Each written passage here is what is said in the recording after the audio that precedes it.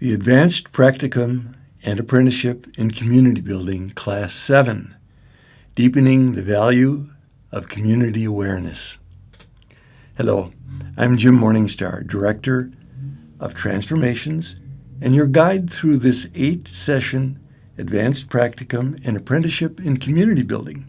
The focus of this 7th class is building on the investment and contribution of each community member through knowing the family dynamics we bring into the community and getting the support of community members to rewrite dysfunctional scripts and to own the playful and fulfilling energies we came into this world to share for the enhancement of all.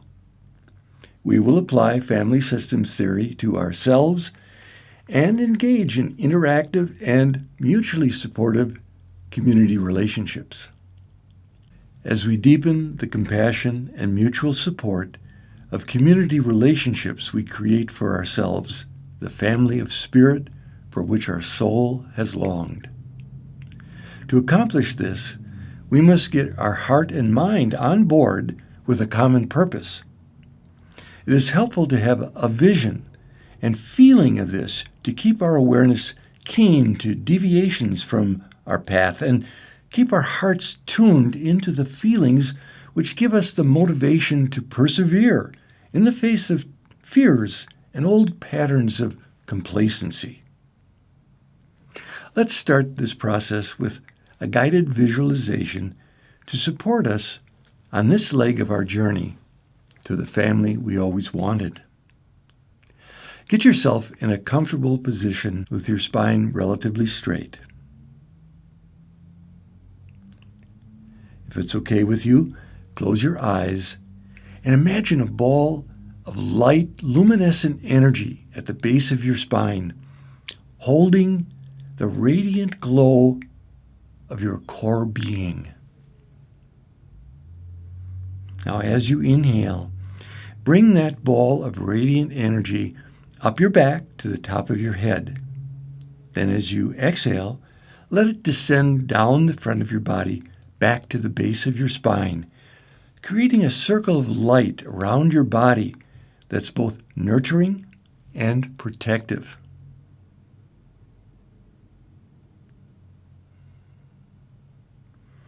Continue easily bringing that ball of light up your back and down your front, each time reinforcing the safe space that lets nothing in that isn't in your best interest and allows your radiance to shine forth in whatever direction you choose.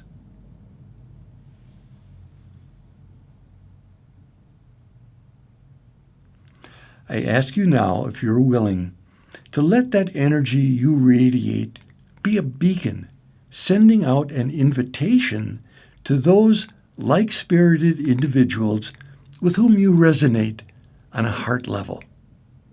Loving, creative playmates who enjoy the activities and interests that most feed your soul and delight your heart.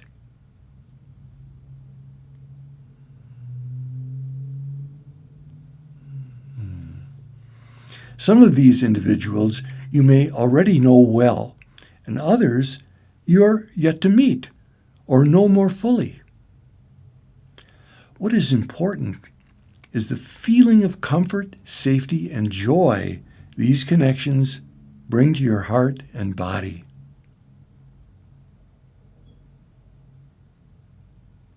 Just their presence is affirming, and you know that whatever play or work you engage in will happen naturally and without force or expectation.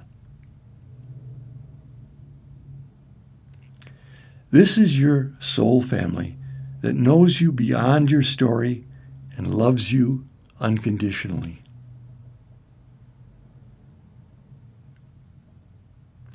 Let your breath ease into this and your mind surrender its defenses for a period to embrace the potential of how we can come to relate with all beings on earth. This is not a future distant dream. It starts right now with your decision to let it into your heart. This is how we create a new future, breathing it in together. Suggest that as you allow this right now, you join with all the others doing the same to create a tidal wave of love, the most powerful energy in the universe that magnetizes the more of love in all beings, regardless of how many layers of fear or misperception with which they've surrounded themselves. The core of love is stronger and more compelling than all the illusions of separation we could ever generate. Feel your heart energy touching the core of love in every sentient being on our planet now.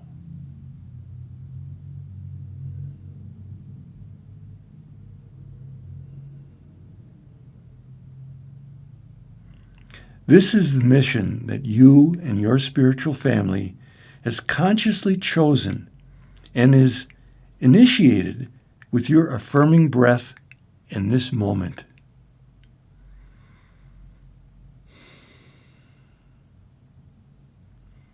Feel it and let your heart say, "It is so."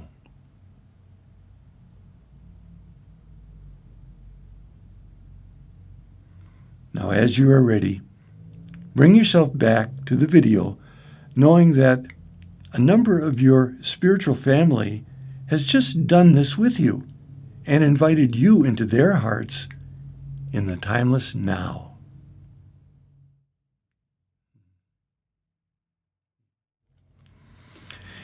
It is particularly important that we keep this vision and feeling in the course of our work in which we engage in this class, because we will potentially unearth the deepest tracks in our emotional and mental bodies that have created the fears and misperceptions with which we have previously surrounded ourselves. Community of Spirit has helped us build the safety to now allow this. Family systems is the first object of our study because it's a way that both our mental and emotional bodies can join forces in rewriting old life scripts which no longer serve us. We bring these patterns inherently within us into any community or group in which we partake, and so does everyone else. Family is the source of relationships and the building block of communities. Family systems therapy began to evolve in the 1960s and 70s when therapists came to fully appreciate how powerful family patterns were in molding the human psyche. And just working with an individual to change these patterns was often a losing cause in the face of the family system in which the individual was immersed. Murray Bowen, the father of family systems theory, had a startling realization in an experiment as a psychiatric resident when the family of a young man with schizophrenia agreed to be with him on a hospital ward. After observing the family interactions, it became much clearer why the young man exhibited the symptoms he did. The use of psychotropic medications was vastly decreased and mostly eliminated when the caretakers started working with the family instead of the individual. After years of successful treatment in outpatient settings, they came up with 3 particularly dysfunctional patterns that they traced as generating psychological pathology. The first is the conflictual family. The parents in this family setting are always in a power struggle, sometimes involving physical violence, but always emotional. A child in this setting is always divided, Even if eventually choosing or being assigned sides, the conflict is internalized and the psyche is split.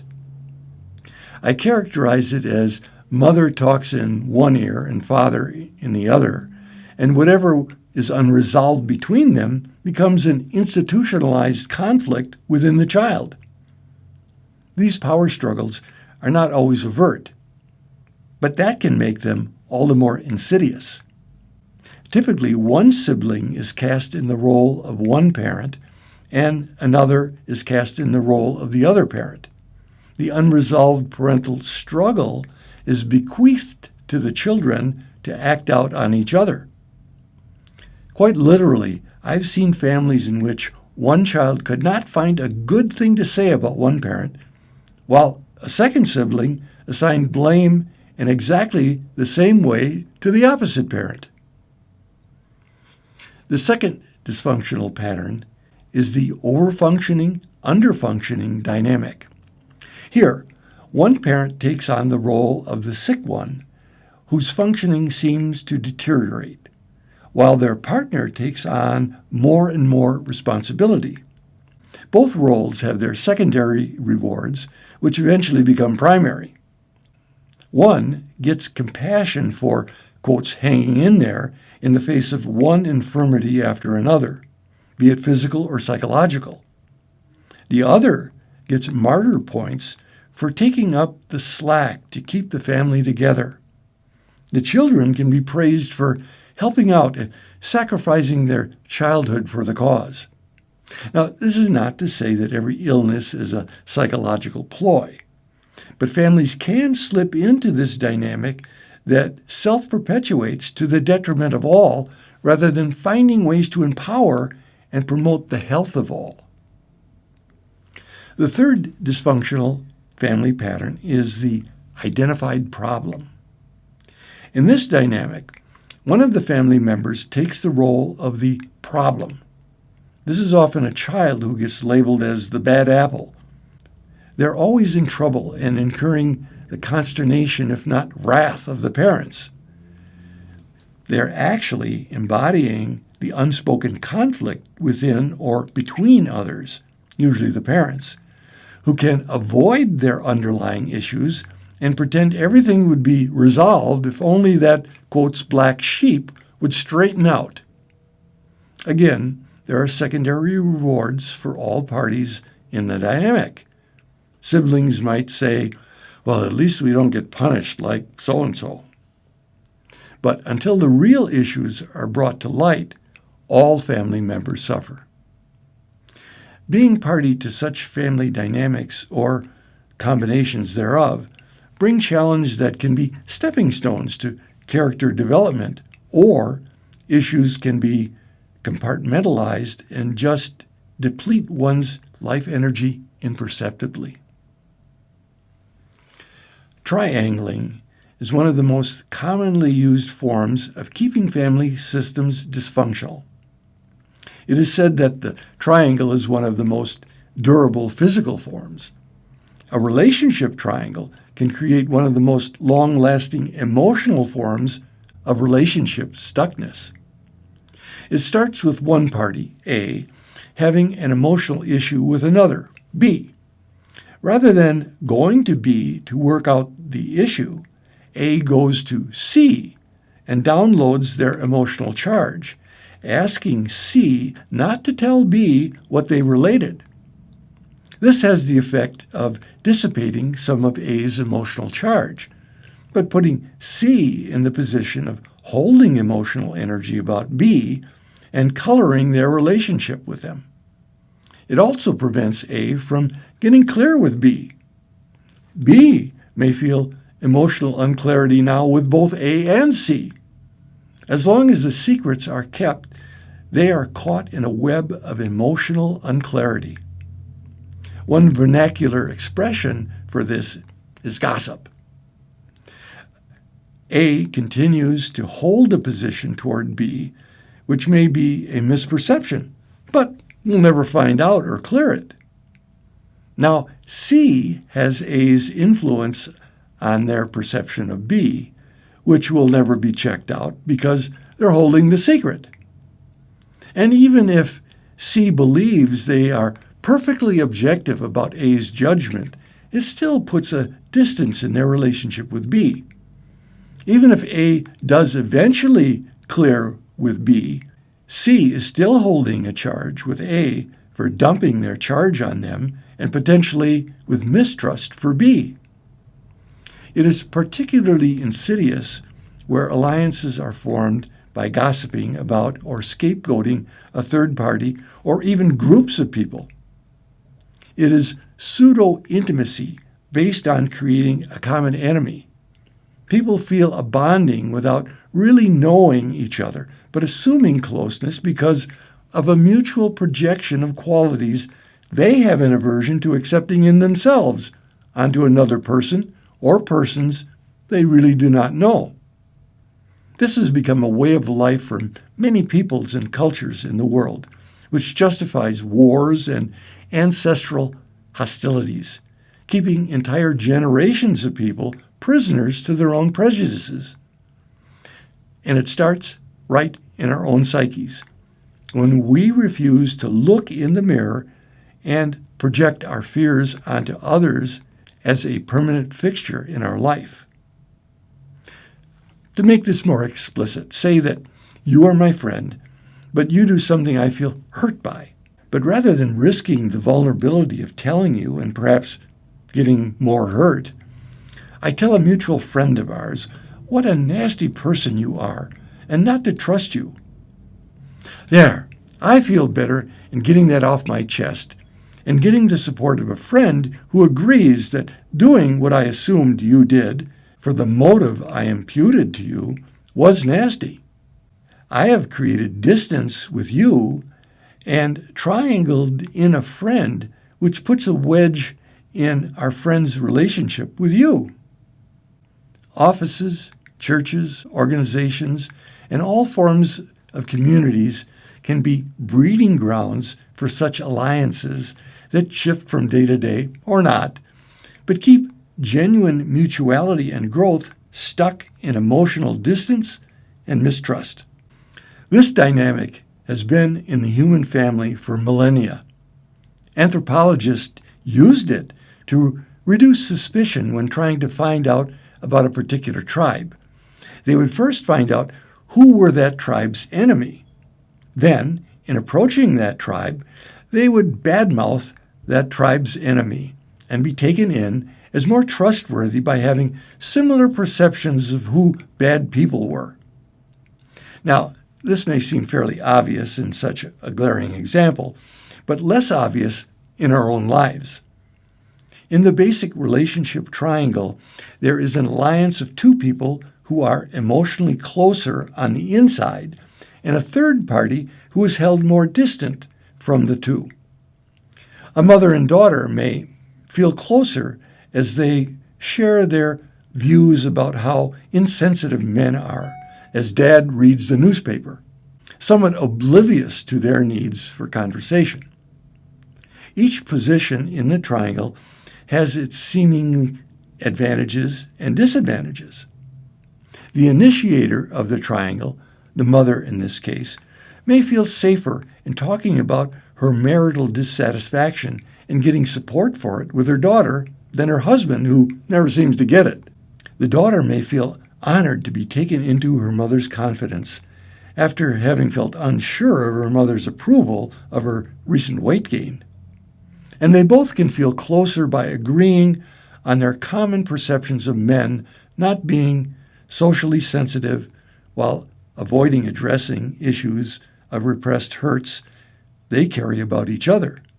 The father can opt for the outside position as more comfortable than having to deal with any of his own feelings, but thereby misses out potentially getting to know his wife and daughter better than the baseball statistics.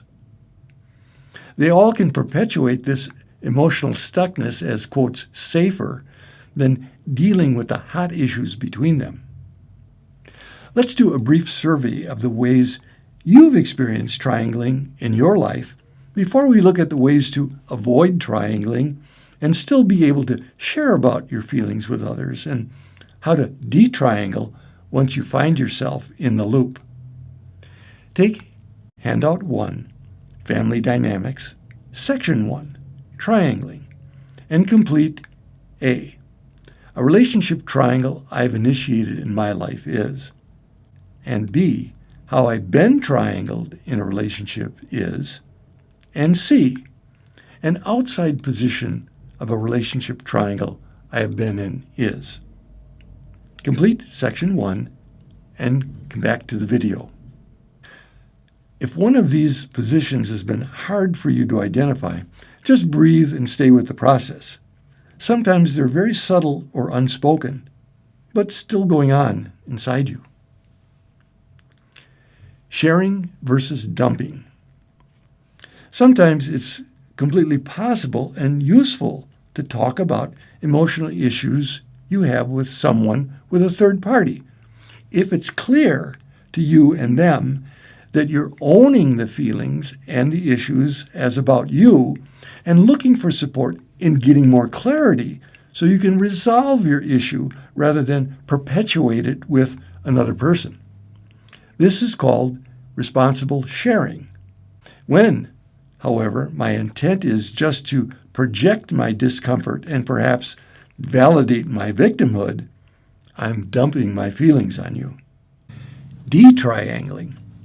To detriangle yourself from being an initiator of triangling, you must be willing to own your fears, which led you to use this technique. Forgive yourself for harboring and acting out these fears. Own the truth, encourage to change the pattern, and then clean up any messes that are the result of the pattern that you've initiated and are still being perpetuated. This may involve coming clean with the parties involved with a willingness to make reparations. If you are just self-deprecating about it, then you've not genuinely forgiven yourself, and you may be looking for pity or sympathy.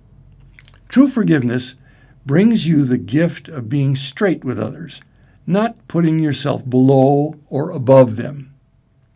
To detriangle yourself from being triangled involves the same process of self-honesty about the fears which you use to justify accepting those secrets or judgments, forgiveness, and owning your truth and courage, as well as being straight with the parties involved as appropriate.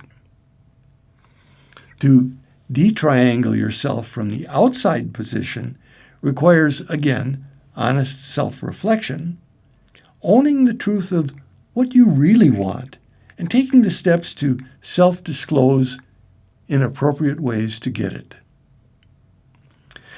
There are many ways to avoid being triangled. The general rule of thumb is not to have conversations about people that you would not be willing to have in front of them. Let other people know that you're not comfortable in making judgments about or keeping secrets from others that are emotionally charged. You can also let others know that you have a different opinion about the party to whom they are referring and why that is so, by way of supplying them with information which they may not have been aware, but not as an invitation to argue about whose perceptions are right or wrong. If someone is genuinely asking for your input in order to remove issues, you are not bound to disclose this to the party being talked about. If, however, you've made your position very clear and an initiator persists in trying to triangle you in, you may resort to the blabbermouth technique. That is, to mention to the party they are talking about while the three of you are together that the first party has told you of things that are troubling them, and this may be the perfect opportunity to work them out. Now, you should only do this cleanly. If you're doing it with hostility to the initiator, it will come back to bite you. They will generally not try to involve you in triangling if you do not keep secrets, but foster a reputation as a blabbermouth. Now, take Handout 1 And in Section 2, detriangling, complete A. How I can detriangle myself from the situation I described in Section 1A is. B. How I can detriangle myself from the situation I described in Section 1B is. And C. How I can detriangle myself from the situation I described in Section 1C is. Complete Section 2 and come back to the video. A good rule of thumb in maintaining clean relationships is to keep them person to person rather than about others. Now, that does not mean you never include topics about others or events in the world, but you identify your opinions and feelings as yours, not as the way things are. Generally, to talk directly about your relationship with another person is quite vulnerable and thus avoided. But it is the pathway to true intimacy if done responsibly, without dumping or blaming. In family systems where topics have held a great charge that hasn't been resolved, an emotional cutoff happens in which parties cease to communicate to one another. This tends to freeze all parties in an emotional state that they think is safe, that is, keeps them from being hurt or angry or scared in a way they see no way to resolve, but prevents their issues from being a catalyst to growth for all. I've seen situations in which brothers have lived next to one another for 40 years without speaking to each other. Now, it actually takes energy on all levels to maintain a, quotes, cutoff. Energy, I say, that is being spent on the defense budget rather than being put into domestic growth. When doing personal research on one's family system, as we had to do in studying family therapy, it was not uncommon for a student to ask about a branch of their family tree and get the response, "Oh, we don't talk about them. I don't even know why. Something happened in the past, and that's just the way it is." So these emotional positions get passed on in families or even between groups of people that institutionalize distance and provide a source of prejudice that becomes a source of projection and pseudo-intimacy.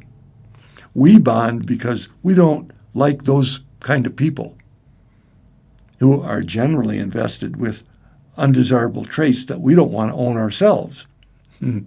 We may have issues, but at least we're not as bad as those people. This is a dynamic which keeps the world divided and at war. We each have the opportunity to stop that dynamic from being perpetuated by investing in person-to-person relationships.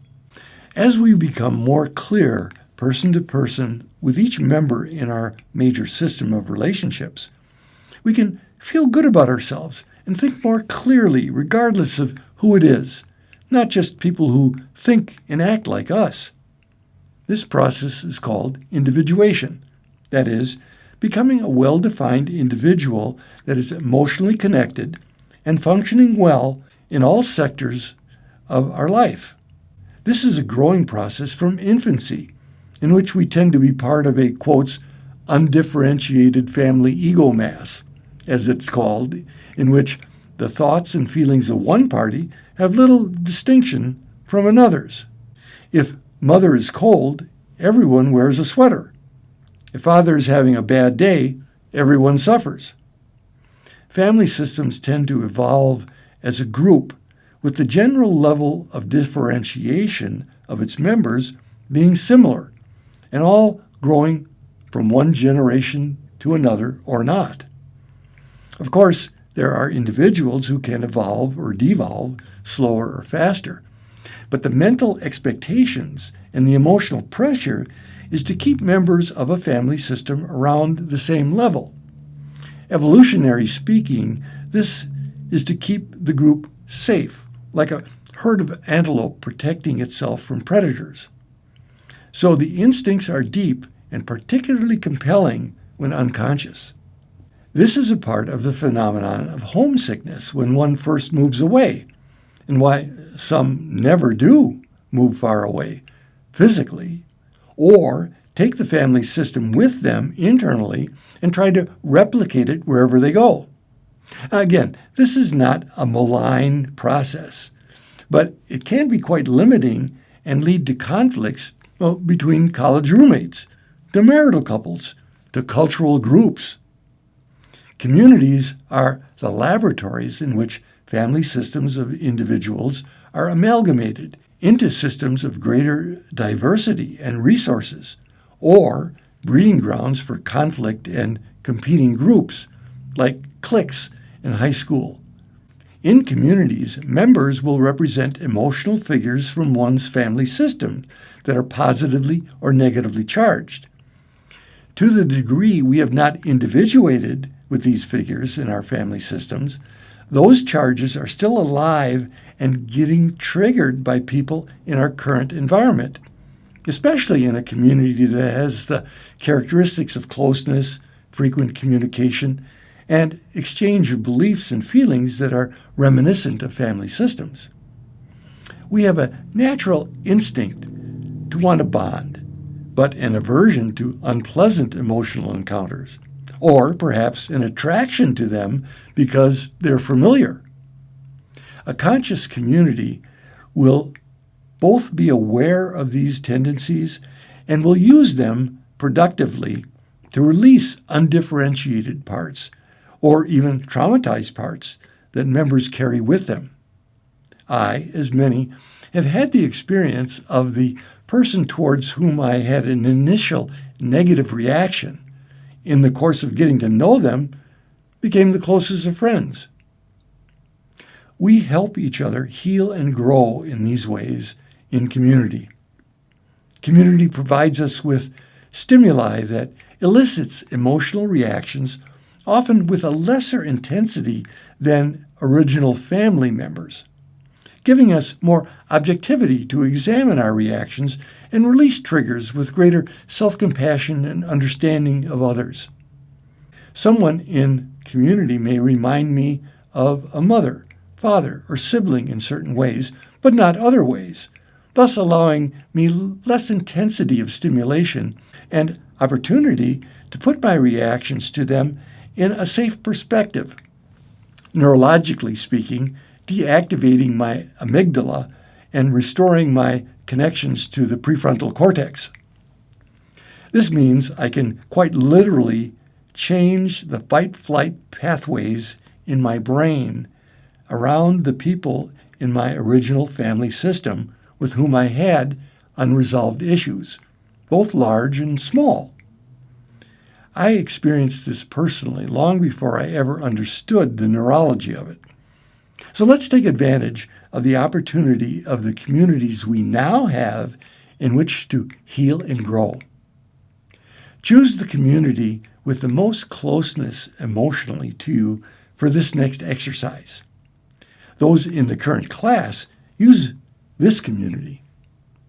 Take Handout 2, Family Individuation, and in Section 1, Family Members, complete A.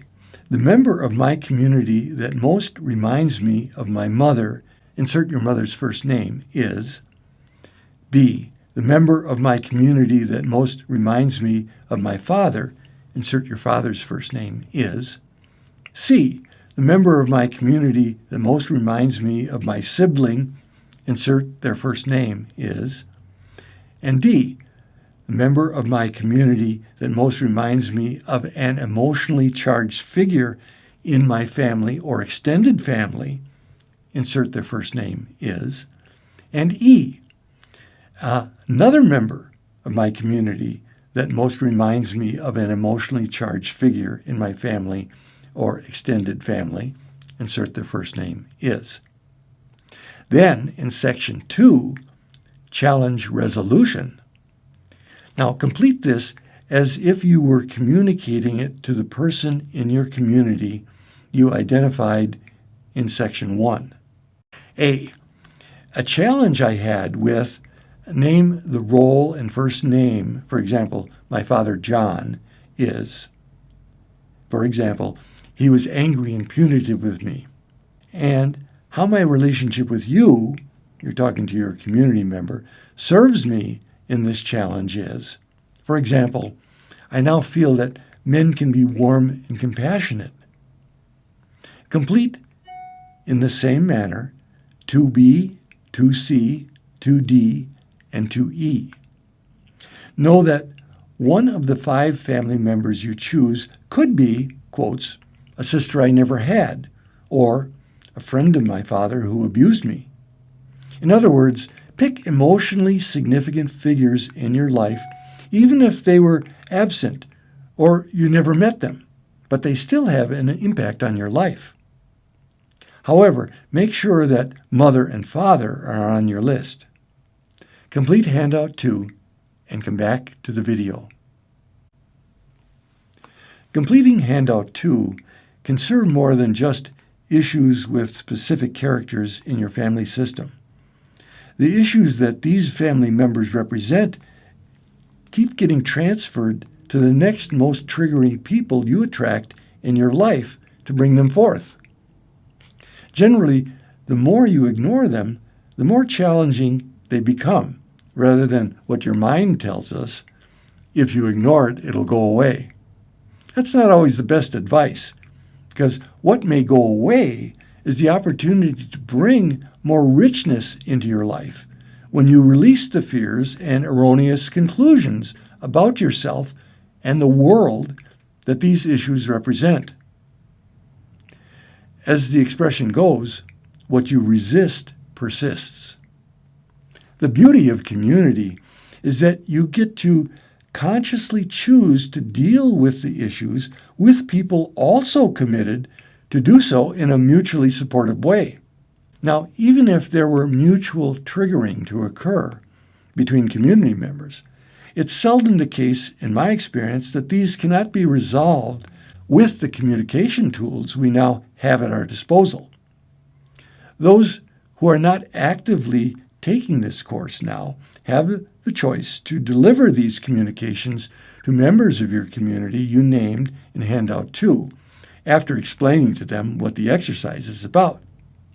Those currently in this course are asked to deliver these communications to members in our present community. Electronic means of communication are acceptable, and then to follow up as much as mutually beneficial. It's actually an honor for community members to be selected for this soul-clearing exercise in my past experience. Family research. You do not have to be studying to be a family therapist to do or get great benefit from doing your own personal family research. Just collecting the data usually turns up issues that can be very instructive and explain many family patterns that seemed unique to your family. Some of them may be eminently worthy of perpetuating, but others perhaps not. These are called multi-generational patterns that all families have, and many of which are unconscious. One way of getting an overview is to collect dates of birth, death, marriage, major illnesses, etc., where people lived, their occupation, religion, and the more subtle information like their level of functioning and the roles they played. In my studies, we put this information into a genogram chart as extensively as we could.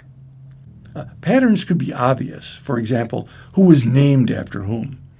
Who played the responsible eldest, the golden boy or girl, or black sheep in each generation? In one family, for example, the researchers saw that in each generation there was one person labeled as the underfunctioning one, and one who happened to be darker complected than the others. Now, in digging through family portraits in Grandma's attic, he came upon a picture of a woman who looked distinctly Native American.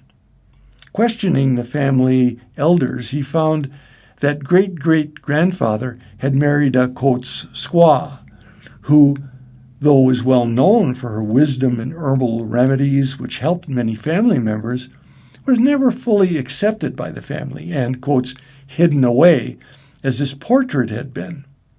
Thus, anyone showing her darker skin traits was seen as inferior and took on those projections right down to the present generation.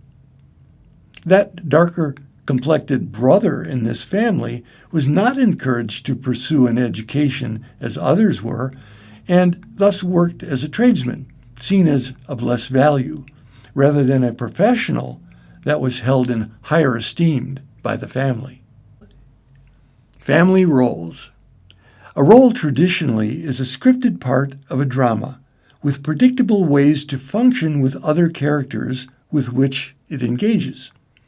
As such, a player of the role does not act at random, but helps to provide stasis in the drama unfolding. In other words, you can count on them to take certain positions towards issues that arise. The payoff for having this role is a certain security of position. The company or group needs someone who can play that role well. The price one pays, however, for being typecast in that role is that it restricts one's creativity and freedom of expression to other attitudes and behaviors. Families can be seen as having casts of characters playing rather defined roles with the same benefits and drawbacks as just mentioned. Examples of such roles in a family structure are a mediator, clown, rebel, baby, responsible, sick, emotional, hero, pursuer, distancer, parent, child. Family roles are a function of the mind which seeks structure and predictability, even if it means knowing who's going to bring chaos into the situation. If we went to a play and in every scene all the actors changed roles, our minds would have a hard time following the narrative or even enjoying the outcome. We like to see the consequences of maintaining roles and what it takes to break free of them when presented with opportunities and challenges. Our goal here in looking at our family roles is not to typecast ourselves or get stuck in our roles, but to put our heart into them and to use them well, to be creative with them, and not to define ourselves by them such that we cannot step outside of them when a higher purpose calls for it. For example, my role as an understanding father may have to be set aside at a family gathering should a client be in crisis and need immediate attention. Your role as baby of the family may need to be superseded by a calling to take an unpopular but adult stand on dealing with abuse toward one labeled as the black sheep of the family. Take handout 3, Family Roles, and in section 1, Past Roles, A, list 1 to 3 roles you've played in your family in the past. Then B, list advantages to each role, and C, list disadvantages to each role. Then in section 2, Current Roles, complete A, list 1 to 3 roles you currently play in your life groups. B, list advantages to each role, and C, list disadvantages to each role. Finally, in section 3, A, list your intentions for increasing the benefits for certain roles you play in your life. And B, list 1 to 3 new roles with which you would like to experiment in your life and why. Now remember, roles serve a necessary function in our life. We do not wake up each morning and decide who in the family is going to work, who is going to school, who's going to pay the electric bill. It's convenient and necessary to assume various roles for consistency and efficiency, as well as focus and growth to which each person is called. The operative point is how we can consciously use them and not get trapped or hide in them. Complete handout 3 and come back to the video. In family therapy, we would at times coach family members who are trying to get their family unstuck from fixed projections to play with role reversals and exaggerations. An example of this was a woman who had the role in her family of advocate for empowerment of her niece, who was labeled as dependent and incompetent and not a good investment to go to college. But her views as an advocate were always dismissed by those who reinforced the niece's position of incompetence. So the advocate was coached at the next family meeting about what to do with the niece by reversing her position. That is, saying she finally realized how helpless this girl was, and to propose a trust fund be set up to which every family member should contribute to provide for all this girl's needs for the rest of her life, because she certainly lacked the potential to care for herself. She produced the, quotes, legal documents for all to sign to rescue this poor child, citing chapter and verse as to why she needed this help. Now, such a role reversal cannot be done sarcastically or condescendingly toward the other family members, but played with the right amount of sincerity to highlight the prevailing consensus beliefs. It didn't take long for family members to start coming up with positive attributes and strengths of the niece and reasons why she had the abilities to fend for herself and make it through appropriate education. The point here is to have loving and respectful fun with Shakespeare's analogy to all the world being a stage. In so doing, education with entertainment in our lives can help us be more light-hearted, even through some of the more serious drama that plays out around us. We can use our roles to bring out our authentic self's signature strengths, or hide who we really are with our roles. We are rewriting the script every day and inviting new characters in with which to play. Family secrets. Now, any good drama is fueled with secrets. These are emotionally charged bits of information that, when held back, keep us locked in our roles and freeze our creative energies or shuttle them into further elaborations of misinformation. As has been warned, oh, what tangled webs we weave when first we practice to deceive. Again, how many movies or books have you seen that start out with a secret and escalate until the truth comes out, or never does, and leaves us pondering on what could have happened if only... There is a lie held in place with fear behind secrets. Most often the lie looks like it's lying to others, until the protagonist discovers the lie they have told themselves, or never does, which is the basis of tragedy. The audience sees it, but the character falls victim to their own deceit. For example, I will never feel and be recognized for my own greatness as long as my dominating father, the king, is alive. Well, we all know what comes next, but are fascinated by how it plays out. Will the characters get glimpses of their own lies and change courses? Or will they ensnare others with similar thirsts for self-denied power, which they believe they will have if they join the conspiracy? The story is similar even in a lighter romantic comedy. That is, the main character believes they're not lovable because of X, Y, or Z. And the tale unfolds until every X, Y, and Z plays out and is trumped by the power of love in the human spirit.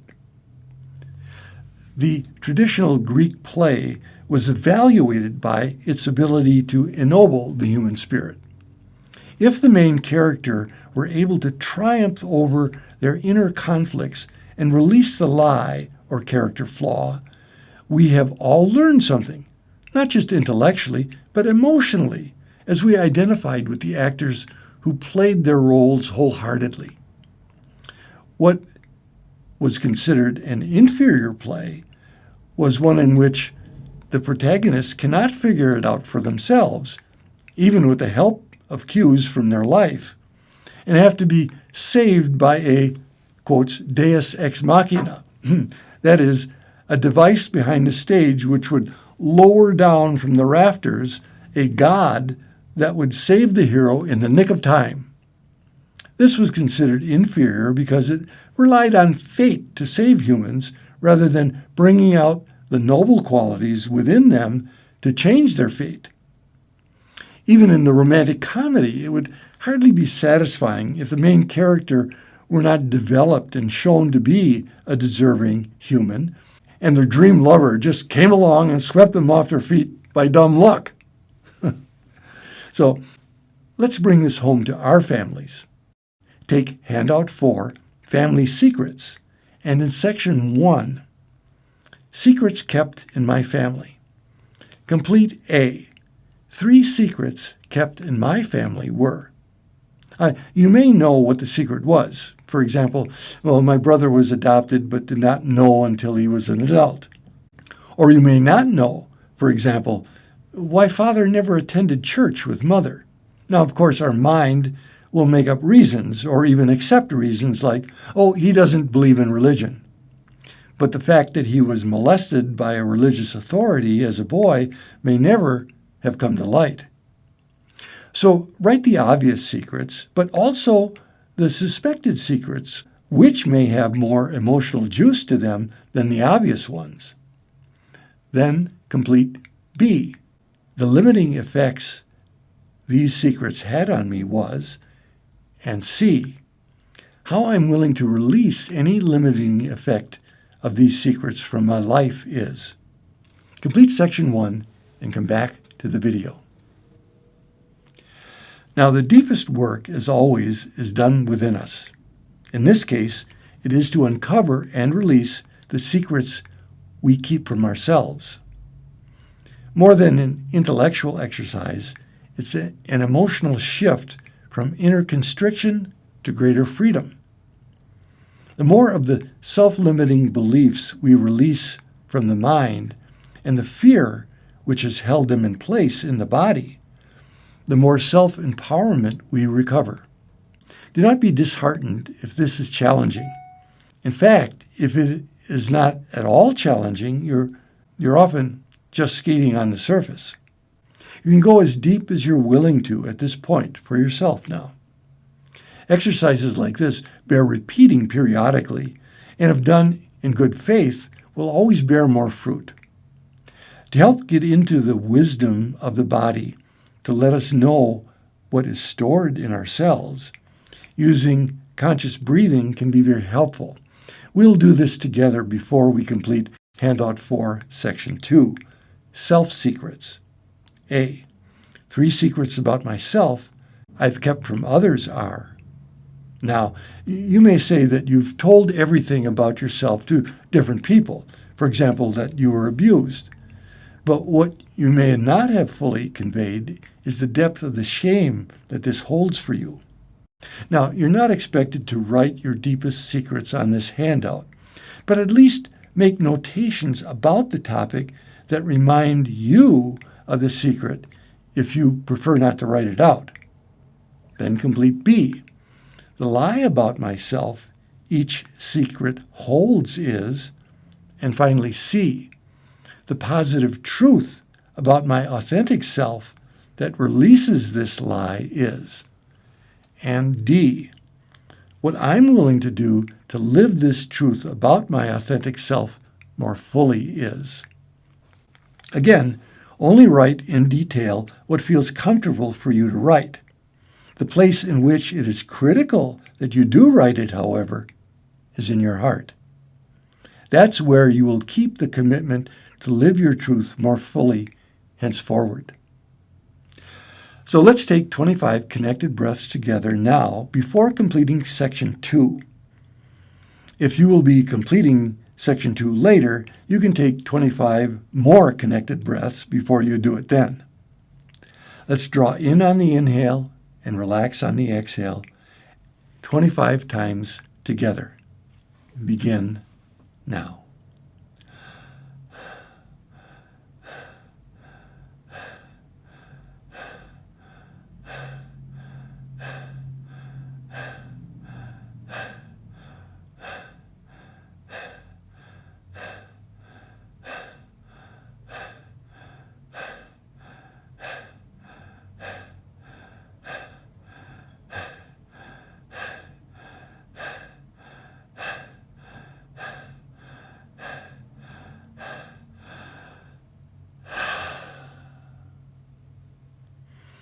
Now, suggest that you have the support of your inner guidance and your community to use this exercise for your highest good.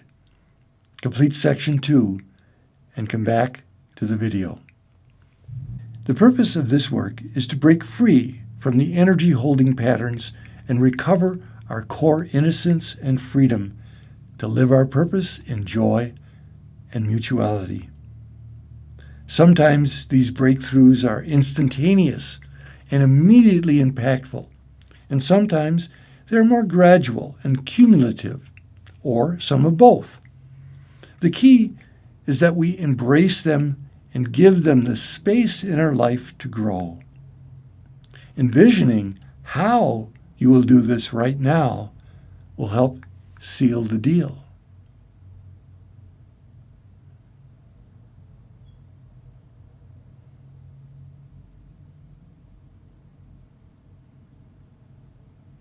Okay, let's review our homework for Class 7 on Handout 5, homework for Class 7. 1. Journaling sentence stem. Daily write in your own journal and or on our class email thread, a way I have individuated today is, that is, within myself and or with others. 2. Breath practice. Do the daily circular breath exercise up your back and down your front and listen to the voices of your inner family. How are you talking to yourself? And what family members' words and or voices does your inner voice resemble? Is there anything you'd like to modify in the voice or message to have it fit more your authentic self better? For extra credit to yourself, you may choose to make notes in a journal on this or on the class email thread. 3. Community connection. Intend spiritual connectedness each day for all in our class, presently or any time in the future, as the community of spirit grows. Send your messages from Handout 2 to the class members you selected and acknowledge those sent to you. Share the work of your class handouts with a trusted, supportive companion who will understand and champion your goals. Do this with someone in this course if possible. 4. Daily practice. Notice the emotional charge that you have with all who come into your life each day and see if you can trace that charge back to its origins with forgiveness and gratitude where needed. A brief journaling around this is useful to reinforce progress as long as it is positive in intent. I encourage you to share your awarenesses and progress with another supportive human, someone in this course, as I said, if possible. The more we share and reinforce each other's progress, the more we learn from each other, and the more exponentially we grow and enhance our world. Anyone feeling called to be a community builder, spiritual psychology teacher, and or breath worker, contact me for information. Enhancing individuation in all your communities. Taking this work of individuation into all your communities is what transforms your life and your success in family, social, and work relationships. Not everyone will appreciate this transformation in you. As I mentioned earlier in this class, systems tend to want to keep its members close to their established norm. So the acid test for your transformation is to maintain your authentic self while you're with your family of origin. This does not mean trying to change their belief systems. It means keeping your emotional connections as open as possible while maintaining an inner balance and trust in who you are and accepting each member where they are at as where they need to be at this moment in time. Even if you notice yourself sliding back into old family feelings and patterns of behavior, what changes patterns is not that they never happen again. It is that when they do, They are noticed and forgiven more quickly and easily. Then other choices and options for behavior appear more readily because we're not trapped in our fight, flight, or freeze responses. To change the patterns of a nuclear family involves tapping into our resources of nuclear energy and directing them into productive and harmonious pathways versus nuclear warfare. Each of us has the power to do this within our core. We are hereby pledging to harness this energy for the highest good of humanity and planetary ascension. Do I hear an amen? Okay. I send and receive blessings for our circle and all sentient beings till next class. Blessings in light and love.